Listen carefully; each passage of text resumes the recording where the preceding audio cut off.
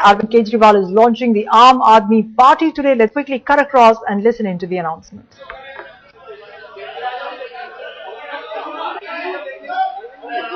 Well, this is Arvind Kejriwal's Aam Aadmi Party, which is going to be unveiled in a short while from now. A political outfit floated by Arvind Kejriwal, and its pitched political ideology is evident by its name.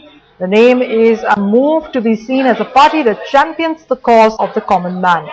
The anti-graft crusader turned politician, along with over 300 colleagues, made an official entry into politics. This will be one of the formal announcements being made about the party's name. Another formal launch ceremony will also be held on Monday at Jantar Mantar. The move comes almost 2 months after Arvind Kejriwal and Prashant Bhushan announced the launch of a new political outfit. True democracy has been laid down as the main vision for the party, with students, youth leaders and women said to be given key roles in the party's functioning. Interestingly, what is a direct counter against the Congress party? No dynastic hierarchy is to be allowed in this party, so no two members of the same family will be allowed in the party. Further, unlike the Congress, Kejriwal's Aam Aadmi Party will not have any high command either. And in a short while from now, Arvind Kejriwal is all set to unveil the Aam Aadmi Party, just about to make the official announcement of the new name as he forays into politics. Of course, there are reports of whether with this name Arvind Kejriwal is hijacking the poll plank of the Congress. The Congress, of course, has been dismissive of this. Well, youth and women are expected to play a big role in Arvind Kejriwal's new party, and the Aam Aadmi is to form the primary focus. Clearly, the vision of the party is going to really broaden from just the mere focus on corruption to the larger issues plaguing the common man. जनता की मांग थी कि भ्रष्टाचार के खिलाफ एक सख्त जन लोकपाल कानून पारित करो। ऐसा कानून पारित करो कि अगर कोई इस देश में भ्रष्टाचार करे तो उसको जेल हो, उसकी संपत्ति जब्त की जाए और उसको नौकरी से बर्खास्त किया जाए। 1.5 साल के अंदर सब कुछ करके दिखा। इन लोगों को चिट्ठियां लिखी, पार्टियों से मिले, नेताओं से मिले। 3 बार अन्ना जी अनशन पे बैठे, 1 बार हम लोग भी अनशन पे बैठे, लेकिन ये पार्टियां नहीं मानी। सरकार ने, इन सारी पार्टियों ने मिलकर धोखा दिया, हर कदम पे धोखा दिया। पहले कांग्रेस ने, यूपीए ने धोखा दिया और उसके बाद देखा कि संसद में सारी पार्टियों ने धोखा दिया। तो धीरे धीरे समझ में आने लगा कि जब तक इस देश की राजनीति नहीं बदलेगी, धीरे धीरे समझ में आने लगा कि ये सारी पार्टियों ने चोरी कर रखी है। सारी पार्टियां मिलके गड़बड़ करती हैं, मिलके भ्रष्टाचार करती हैं, एक दूसरे की मदद करती हैं, और अगर कोई पकड़ा जाए तो सारी पार्टियां एक दूसरे को बचाने के लिए दौड़ती हैं।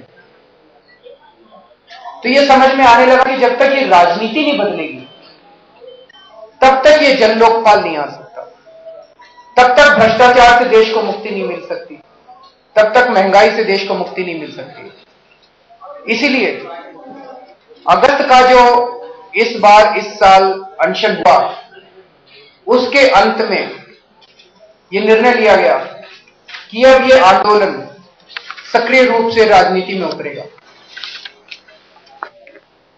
मजबूरी में हम लोगों को राजनीति में उतरना पड़ा।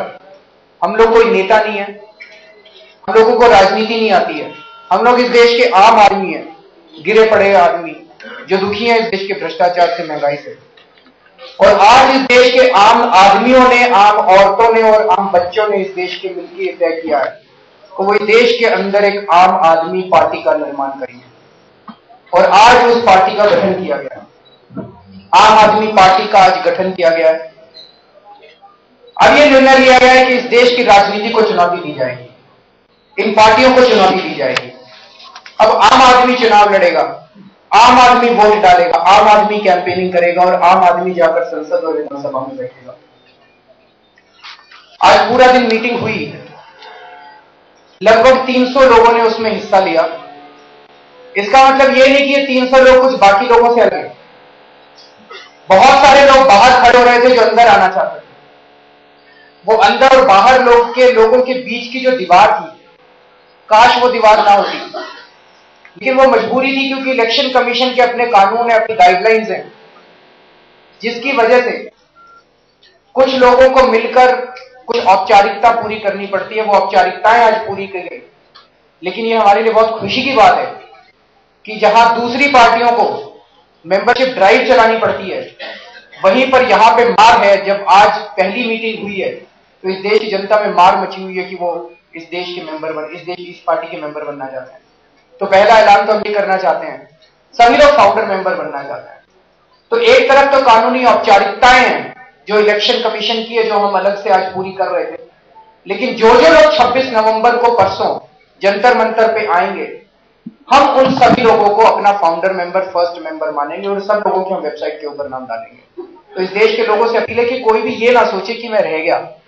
सब लोगों का स्वागत है, सब लोग आए, ज्यादा से ज्यादा संख्या में आए और 26 नवंबर को जो लोग आकर वहां पे अपनी उपस्थिति दर्ज कर अपने मेंबर बनना चाहेंगे, उन लोगों को भी हम किसी से कम नहीं समझेंगे। आज पार्टी का संविधान मंजूर किया गया। यह संविधान दूसरी पार्टियों से बिल्कुल फर्क है। वो कैसे फर्क है मैं अभी 2 मिनट बाद बताऊंगा। जो लोग आज एक साथ इकट्ठे हुए, लगभग 300 लोग, एग्जैक्ट नंबर अभी क्योंकि सारी फॉर्मेलिटीज पूरी हो रही हैं, लगभग 300 के करीब लोग थे। उसे राष्ट्रीय नेशनल काउंसिल, वो पहली इस पार्टी की राष्ट्रीय काउंसिल बनी, राष्ट्रीय परिषद, लेकिन अभी उसमें कई मेंबर्स आएंगे। जो संविधान बना है उसमें लिखा है कि राष्ट्रीय काउंसिल के अंदर इस देश की हर डिस्ट्रिक्ट का एक रिप्रेजेंटेटिव होगा। तो अभी आने वाले कुछ महीनों के अंदर इस देश की हर डिस्ट्रिक्ट के अंदर डिस्ट्रिक्ट कमिटीज बनाई जाएंगी। वो डिस्ट्रिक्ट कमिटीज अपना एक एक रिप्रेजेंटेटिव राष्ट्रीय काउंसिल में भेजेंगी, नेशनल काउंसिल में। तो ये राष्ट्रीय काउंसिल ऑटोमेटिकली धीरे धीरे बढ़ती जाएगी। इस राष्ट्रीय काउंसिल ने आज एक नेशनल एग्जीक्यूटिव का इलेक्शन किया, राष्ट्रीय कार्यकारिणी का इलेक्शन किया। कॉन्स्टिट्यूशन के हिसाब से उसमें 30 लोग हो सकते हैं, लेकिन आज केवल 23 लोगों का चयन किया गया। उसके अलावा 5 लोग और हो सकते हैं, 30 के अलावा 5 लोग और हो सकते हैं जो कि पिछड़ी जातियों, ओबीसी, माइनॉरिटीज, अगर उनका इनएडिक्वेट रिप्रेजेंटेशन है तो वो भी हो सकते हैं। तो 30 से 35 लोग इसमें हो सकते हैं, लेकिन आज 23 लोगों का इलेक्शन किया गया। और उसका एक कारण यह भी है कि अभी ऐसा लगता है कि इसके अंदर महिलाओं की थोड़ी कमी है। तो वो जितनी खाली सीट हैं उसमें हम चाहेंगे कि महिलाएं और दूसरे वर्गों के क्षेत्र लोग भी आए। इस जो नेशनल एग्जीक्यूटिव है, इसकी पहली मीटिंग कल शाम को 6 बजे होगी, जिसमें कि इसके ऑफिस बेयरर्स का नेशनल एग्जीक्यूटिव कॉन्स्टिट्यूशन के हिसाब से ऑफिस बेयरर्स डिसाइड करेगी। वो कल शाम को 6 बजे मीटिंग होगी, उसमें ये डिसाइड होगा। इस नेशनल काउंसिल ने आज एक विजन डॉक्यूमेंट अडॉप्ट किया जिसके 2 हिस्से थे। पहला हिस्सा है जो ये कहता है कि हम इस देश के अंदर स्वराज लाना चाहते हैं। आजादी के वक्त जिन जिन लोगों ने आजादी की लड़ाई लड़ी थी, उन्होंने एक सपना देखा था। वो सपना हमारे देश के संविधान के प्रियम्बल में बहुत खूबसूरती से लिखा गया है। प्रियम्बल बताता है कि हम किस तरह का भारत चाहते हैं, लेकिन आज 65 साल के बाद का भारत उस प्रियम्बल के बिल्कुल उल्टा है। जो चीज उस प्रियम्बल में लिखी है आज के भारत में सारी उल्टी है। तो ऐसा भारत क्यों हो गया? वो इसलिए हो गया क्योंकि हमने भारत का सपना तो एक देखा, लेकिन उसको इंप्लीमेंट करने का ढांचा बिल्कुल उल्टा बनाया। वो ढांचा हमने अंग्रेजों वाला रखा। अंग्रेजों के टाइम पे पूरी की पूरी ब्यूरोक्रेसी और पूरी की पूरी सरकार ब्रिटिश क्वीन की तरफ जवाबदेह थी, और आजादी के बाद ये पूरा का पूरा ढांचा पॉलिटिशियंस के प्रति जवाबदेह हो गया। इसको बदलना पड़ेगा। 5 साल में एक बार वोट डालना और उसके बाद 5 साल तक उन्हीं लोगों के सामने गिड़गिड़ाना, इसको हम जनतंत्र नहीं मानते। हम चाहते हैं कि इन 5 सालों के अंदर भी नेताओं की और इस पूरे ढांचे की सीधे जनता के प्रति जवाबदेही होनी चाहिए। तो हम ये चाहते हैं कि हर गांव के लोग, उस गांव की व्यवस्था कैसे चले, वो गांव के लोग ग्राम सभा में बैठ के डिसाइड करें। पंचायत नहीं कह रहे हम, पंचायतें मतलब सरपंच, वार्ड मेंबर, पंचायतें भ्रष्ट हो गई हैं। हम कह रहे हैं उस गांव के लोग, सब लोग मिलकर जनरल बॉडी मीटिंग में, ग्राम सभा में बैठकर उस गांव के बारे में निर्णय लें।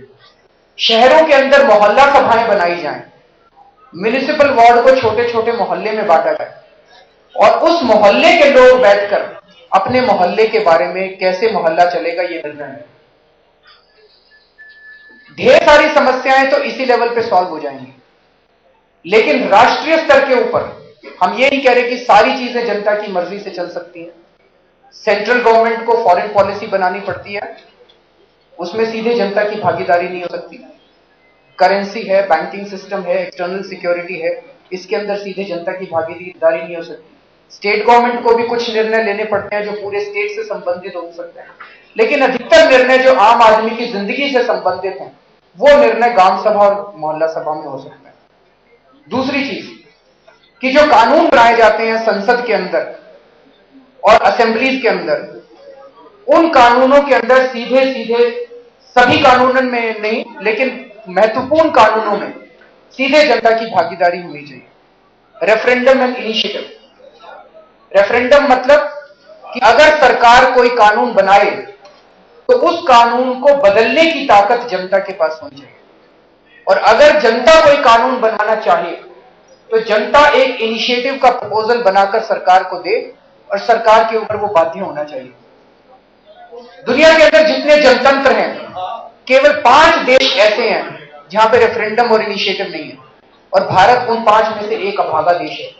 तो अगर बाकी देशों में ये बात हो सकती है तो भारत में क्यों नहीं हो सकती? और तीसरा ये कि हमारे देश की जो न्यायपालिका है, उस न्यायपालिका में आज एक आम और गरीब आदमी को जाकर न्याय पाना लगभग असंभव है। एक वकील 1 लाख रुपए, 50,000 रुपए, 25,000 रुपए एक हेयरिंग में लेता है। मेरे भी बस की बात नहीं है। गरीब आदमी तो छोड़ो, मिडिल क्लास के आदमी की भी बस की बात नहीं है कि वो जाकर सुप्रीम कोर्ट या हाई कोर्ट में केस कर सके।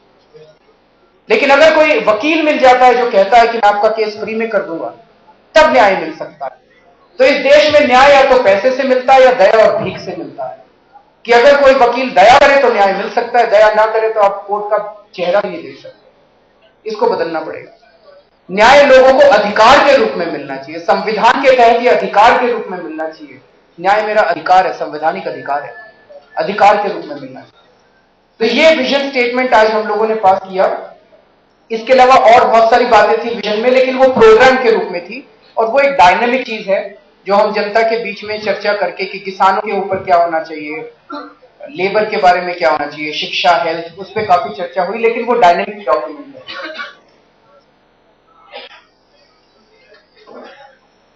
हमारे संविधान की क्या क्या खास बातें हैं जो दूसरे संविधानों से अलग हैं, वो उस पर थोड़ी सी मैं दृष्टि डालना चाहूंगा। इस पार्टी का लक्ष्य क्या है? इस पार्टी का लक्ष्य है स्वराज की स्थापना करना। आज केंद्र और राज्य की सरकारें खुलेआम संविधान का उल्लंघन कर रही हैं। हम चाहते हैं कि संविधान के प्रियम्बल को लेटर और स्पिरिट में लागू किया जाए। आम आदमी पार्टी में 2 तरह के मेंबर्स होंगे। एक ऑर्डिनरी मेंबर, इस देश का कोई भी नागरिक जो 18 साल से ऊपर हो चुका है, जो पार्टी के कॉन्स्टिट्यूशन को और उसके ऑब्जेक्टिव से सहमत है, वो 10 रुपए की फीस देकर 3 साल के लिए मेंबर बन सकता है। लेकिन जब एक ऑर्डिनरी मेंबर 4 महीने या उससे ज्यादा लगातार पार्टी के लिए और देश के लिए काम करेगा, तो उसको एक्टिव मेंबर का दर्जा दिया जाएगा। ऑर्डिनरी मेंबर के पास वोटिंग राइट्स नहीं होंगे, एक्टिव मेंबर के पास वोटिंग राइट्स होंगे। लेकिन एक्टिव मेंबर कौन है कौन नहीं है, ये कौन डिसाइड करेगा? इसमें पूरे तरह से स्वराज का प्रिंसिपल लागू किया जाएगा। प्रिंसिपल यूनिट जो है हमारी पार्टी का, वो है गांव, म्युनिसिपल वार्ड और कॉलेज। प्रिंसिपल यूनिट के गांव के जितने हमारे एक्टिव मेंबर्स हैं, वो तय करेंगे कि उनके गांव में नए एक्टिव मेंबर्स कौन होंगे, आम सभा में बैठे। कॉलेज के जो हमारे एक्टिव मेंबर्स हैं, किसी भी कॉलेज के, उस कॉलेज के एक्टिव मेंबर्स बैठ के डिसाइड करेंगे कि उस कॉलेज में नए एक्टिव मेंबर्स कौन होंगे। उसी तरह म्युनिसिपल वार्ड, तो इसमें सीधे स्वराज की प्रिंसिपल्स लागू होते हैं। आज हमारे देश में परिवारवाद, फैमिली पॉलिटिक्स, एक ही परिवार के कई लोगों को टिकट मिल जाता है, एक ही परिवार के कई लोग पार्टी के ऑफिस बेरर्स हैं, इसको हमने कॉन्स्टिट्यूशन में लिख के ही खत्म कर दिया कि एक परिवार के से अगर एक सदस्य किसी भी एग्जीक्यूटिव कमेटी का मेंबर है तो उसी परिवार का दूसरा सदस्य देश भर की किसी भी एग्जीक्यूटिव कमेटी का मेंबर नहीं हो सकता। दूसरी चीज कि अगर एक परिवार के एक व्यक्ति को किसी भी चुनाव लड़ने के लिए टिकट दिया गया तो उसी परिवार के दूसरे सदस्य को कहीं और भी टिकट कोई भी चुनाव लड़ने के लिए नहीं दिया जाएगा। इस पार्टी में महिलाओं और युवाओं के लिए खास स्थान है। हर पार्टी महिलाओं को और युवाओं को फ्रिंजेस पे रखती है। एक महिला विंग होता है, एक छात्र विंग होता है। उनका काम केवल यह होता है कि रैलियों में झंडे उठाना पार्टियों के और उनके साथ चलना। उस पार्टी की निर्णय प्रक्रिया में महिलाओं की और युवाओं की कोई भागीदारी नहीं है। हमने एक विशेष स्थान रखा है। महिलाओं के लिए और युवाओं, छात्रों के लिए स्पेशली हर एग्जीक्यूटिव में कुछ सीट्स अलग से रखी गई हैं जो कि जहां पर केवल महिलाएं और छात्र आ सकते हैं। और दूसरी चीज, जो हमारी प्राइमरी यूनिट है, गांव के लेवल पे, म्युनिसिपल वार्ड के लेवल पे, कॉलेज के लेवल पे, उसमें हमने 2 कन्वीनर्स का स्थान रखा है, एक कन्वीनर और एक जॉइंट कन्वीनर। उनमें से एक का महिला होना आवश्यक, कम से कम एक महिला। दोनों महिला हो तो कोई दिक्कत नहीं है, लेकिन कम से कम एक महिला होनी चाहिए। उसी तरह से ब्लॉक के लेवल पे भी 2 कन्वीनर होंगे जिसमें से एक महिला होना आवश्यक है। इससे हमें लगता है कि ग्रास रूट से महिलाओं की लीडरशिप और नेतृत्व का जब निर्माण होगा तो वो धीरे धीरे आते आते स्टेट और सेंट्रल, वैसे तो स्टेट और सेंट्रल एग्जीक्यूटिव में भी महिलाओं की स्थान है, लेकिन वो धीरे धीरे नीचे से जब महिलाओं का नेतृत्व का निर्माण होगा तो वो धीरे धीरे बाकी पार्टी की पोजीशंस में भी एक अपना स्थान बना पाएंगे। कॉलेज को हमने प्राथमिक इकाई माना है, प्राइमरी यूनिट। जैसे एक गांव है उसी तरह से एक कॉलेज होगा, कोई भी कॉलेज गांव की तरह होगा। दूसरी पार्टियों में जैसा मैंने कहा कि छात्र विंग अलग होता है, इसमें कॉलेज एक गांव के बराबर माना जाएगा। तो ब्लॉक के लेवल पे जब कमेटी बनेगी तो उस ब्लॉक में आने वाले जितने गांव हैं, हर गांव से 2-2 कन्वीनर आएंगे और हर कॉलेज से 2-2 कन्वीनर आएंगे। तो वो छात्र मेन स्ट्रीम पार्टी की धारा में उसका हिस्सा होगा। पिछड़ी जातियां और अल्पसंख्यकों के प्रतिनिधित्व अगर किसी भी एग्जीक्यूटिव बॉडी में कम है तो उनको कोऑप्ट करने के लिए हमने अलग से व्यवस्था की है। भारत के इतिहास में शायद पहली बार इस पार्टी में राइट टू रिकॉल रखा गया है। National council national executive members को रिकॉल कर सकती है, state council state executive committee के मेंबर्स को रिकॉल कर सकती है, district council district executive committee के मेंबर्स को रिकॉल कर सकती है, नेशनल एग्जीक्यूटिव ऑफिस बेरर्स को रिकॉल कर सकती है। पहली बार इस पार्टी के सारे अकाउंट्स ट्रांसपेरेंट होंगे। पार्टी के डोनर्स की लिस्ट और एक्सपेंसेस की लिस्ट समय समय पर पब्लिक में और वेबसाइट पर डाल दी जाएगी। और पहली बार यह पार्टी अपने लिए खुद अपना लोकपाल और लोकायुक्त नियुक्त कर रही है। राष्ट्रीय स्तर पर एक पार्टी का इंटरनल लोकपाल होगा।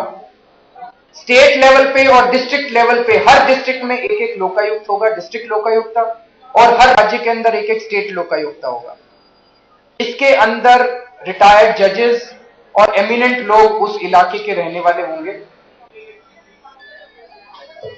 और अगर लोकपाल या लोकायुक्त को लगता है कि प्रथम दृष्टि में इसमें सीधे कोई भी नागरिक जाके वहां कंप्लेन कर सकता है किसी ऑफिस बेरर या एग्जीक्यूटिव कमेटी के मेंबर्स के खिलाफ, और अगर उनको लगता है कि प्राइमा फेसी एविडेंस बनता है तो उसको वो जो सजा सुनाएंगे वो सजा पार्टी को माननी पड़ेगी। और नेशनल एग्जीक्यूटिव कमेटी के जो मेंबर्स का आज चयन किया गया, वो नाम मैं अनाउंस कर देता हूं। श्री अजीत झा जी, प्रोफेसर आनंद कुमार, अरविंद केजरीवाल, श्री अशोक अग्रवाल, क्रिस्टीना सामी, श्री दिनेश वघेला, श्री गोपाल राय, श्री हेबंग प्योंग, श्री इलियास आजमी, श्री कुमार विश्वास, श्री कृष्णकांत संधू, श्री मनोज सिसोदिया, श्री मनीष मयंक गांधी, नवीन जयहिंद, पंकज गुप्ता, प्रशांत भूषण, प्रेम सिंह पहाड़ी, राकेश सिन्हा, संजय सिंह, शाजिया इल्मी, सुभाष वारे, योगेश दहिया और योगेंद्र यादव जी। सारे विभाग जो कि सारे डिपार्टमेंट्स का भ्रष्टाचार देख रहा है, उसमें 15,000 कर्मचारी आ गए तो ये मोनोलिथ हो जाएगा, बाकी मोनोलिथ नहीं हो रहे जो भ्रष्टाचार कर रहे हैं। ये सारी गलतफहमियां हैं। मोटे मोटे तौर पे जन लोकपाल क्या है? एक ही चीज है, एक लाइन में जन लोकपाल है, सीबीआई को इंडिपेंडेंट कर दो, बस और कुछ नहीं। सीबीआई में आज 5,000 कर्मचारी हैं, उनको 7,000 कर देना, 8,000, चलो 15,000 मत करना, 7,000 का इंडिपेंडेंट तो करो, शुरू तो करो। सीबीआई को इंडिपेंडेंट नहीं करना चाहते, बस ये जन लोकपाल है और कुछ नहीं है। जब इलेक्शन हो रहा था तो उस वक्त जो लिस्ट आई थी राजनीतिक विकल्प का समर्थन करने वालों की, उसको भी लगभग 23 लोगों की थी और उसमें भी तमाम बड़े नाम थे। इस लिस्ट में उन नामों में इनको जो हिंदी और जो बड़े नाम को नहीं देंगे, क्या उनको कोई बात वो राजनीतिक विकल्प? नहीं, देखिए विकल्प के हक में है, उन्होंने साइन करके दिया था, ये तो वही बता पाएंगे जब आप उनसे पूछेंगे। देखिए बहुत सारे लोग ऐसे हैं जो सीधा सीधा राजनीति में खुद घुसना नहीं चाहते, राजनीतिक पार्टी के खुद सदस्य नहीं होना चाहते, लेकिन वो इस बात का समर्थन करते हैं कि इस आंदोलन को, यानी कि भ्रष्टाचार विरोधी आंदोलन को, इस देश को आज एक राजनीतिक विकल्प और एक वैकल्पिक राजनीति देनी चाहिए और हम लोगों को उसमें वही करनी चाहिए। आप क्या सारी 540 सीट के अपने कैंडिडेट उतारेंगे जब समय आएगा, और क्या दूसरी पार्टी इसको नहीं कर पा रही है, आप अपने कैंडिडेट पे 33% रिजर्वेशन ताकि दूसरी पार्टी को? देखिए, जहां तक सारी सीट पे उतारने का सवाल है वो चुनाव के समय पे निर्भर करेगा और पार्टी डिसाइड करेगी। अब कल अगर चुनाव हो जाए और आप कहें कि 543 तो मुश्किल नजर आता है, समय पे चुनाव होते हैं तो होना ही चाहिए, क्यों नहीं होना चाहिए। और जहां तक महिलाओं को उतारने का सवाल है, हम तो चाहेंगे कि उससे भी ज्यादा महिलाएं, इसीलिए हमने ये रखा है कि दो अगर नीचे के लेवल पे दो लोगों को नहीं, बिल्कुल कमिटमेंट है, बिल्कुल। सवाल ये है, जैसे और पार्टियां हैं सदस्यता शुल्क लेती है, ज्यादा पैसे आप 10 रुपए, तो ये आम आदमी की पार्टी कहाँ रहेगी जब आप 10 रुपए फीस दे रहे हैं? 10 रुपए नहीं लेने चाहिए, जब आम आदमी की पार्टी है तो आम आदमी 10 रुपए दे सकता है। अभी मैं आप लोगों के लिए बता दूं, जो 300 लोग इकट्ठे, हमारे पास पैसा नहीं है, एक गलत फहमी है फैली हुई है, पैसा बहुत है। पीसीआरएफ बहुत ज्यादा डेफिसिट में चल रहा है, लगभग 15-20 लाख रुपए का घाटा है। और अभी हम लोग जो ये पूरा 3 दिन का पॉलिटिकल पार्टी का लॉन्च कर रहे हैं, इस पॉलिटिकल पार्टी के लॉन्च में तो आप पीसीआरएफ का पैसा भी इस्तेमाल नहीं कर सकते, because it can not be used for political activities. लेकिन आज 300 लोगों ने मिलकर अभी हमने चादर फैलाई थी लोगों के सामने, 1,39,000 रुपए अभी इकट्ठे हुए हैं। आप इस देश के आम लोगों के हाथ में छोड़ दीजिए, वो पैसा भी दे देंगे, समय भी दे देंगे, क्योंकि उनके भविष्य की बात है।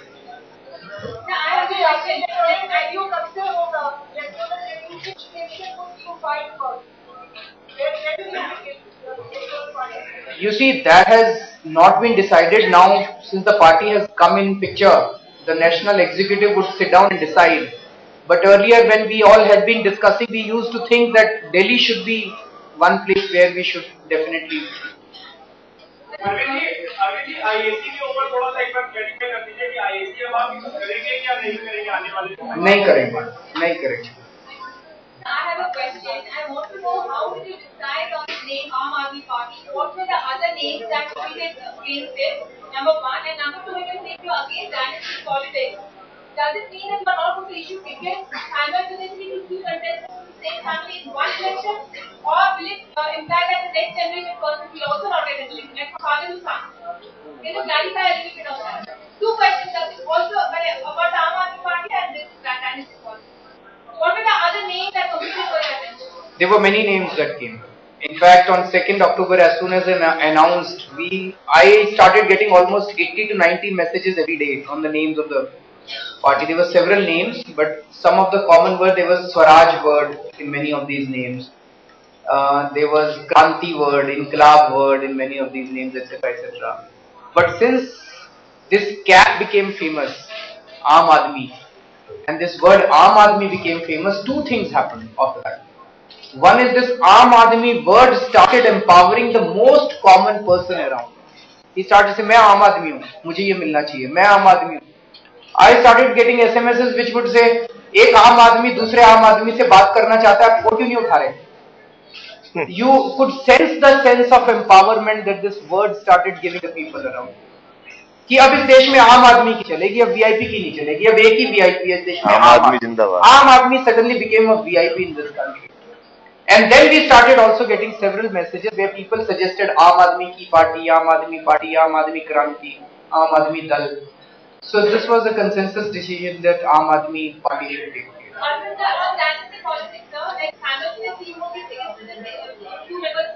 That is also father to son also. I think the current constitutional provision is that in one election we would not issue tickets simultaneously to two persons of the same family. Similarly, throughout the party, two persons from the same family shall not occupy executive positions at one given point of time.